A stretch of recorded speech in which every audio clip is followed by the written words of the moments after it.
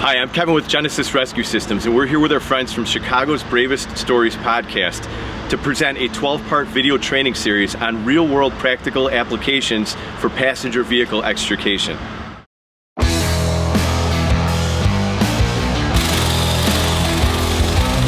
Engine 1, Engine 4, Truck 2, Truck 10, Ambulance 82, Battalion 2, Fire 1020 North Main, help is on the way. Oh, hey, Corey. Hey. Can you just step on sign of refusal of services, please? Thanks, Kev.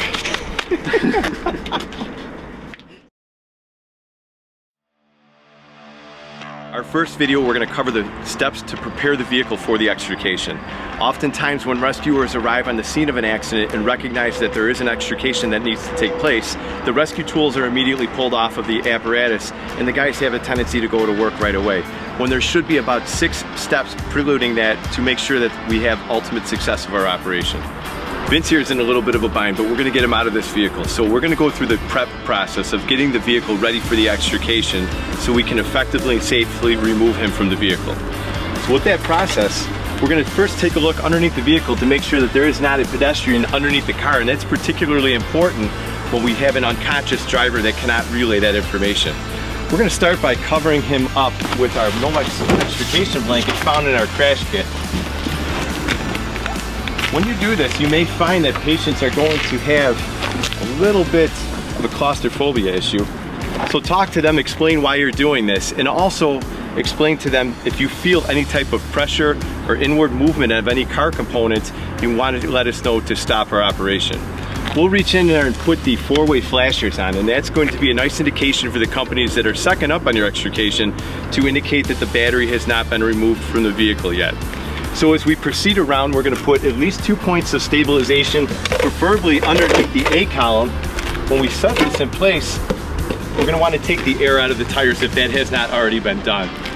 We'll move on to the back of the vehicle.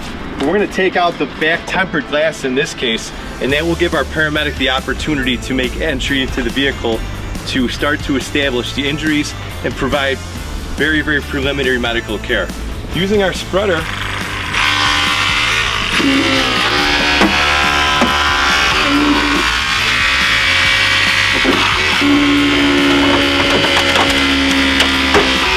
we can make very quick access to the battery so we can cut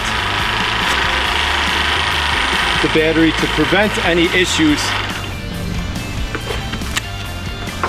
We're going to cut our negative cable in 2 spots. Once the battery cable is cut, we're going to come up to the passenger compartment, access the seatbelt, and we're going to make a cut of the seatbelt unless that is keeping the patient suspended on a rollover accident. We don't often carry seatbelt cutters, but most firefighters are carrying some sort of lineman cutters for rapid intervention and firefighter self-survival.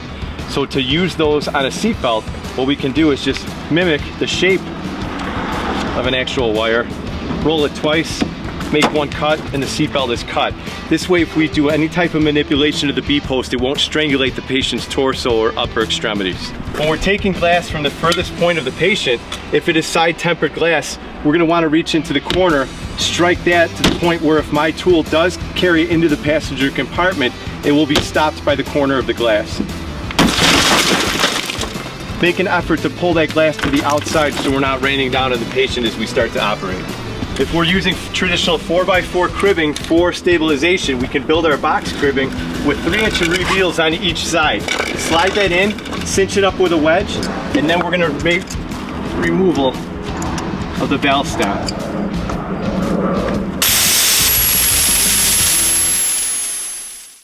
This episode of Back to Basics Training Tips has been brought to you by Genesis Rescue Systems and Chicago's Bravest Stories podcast. Thank you for your support. We'll see you soon.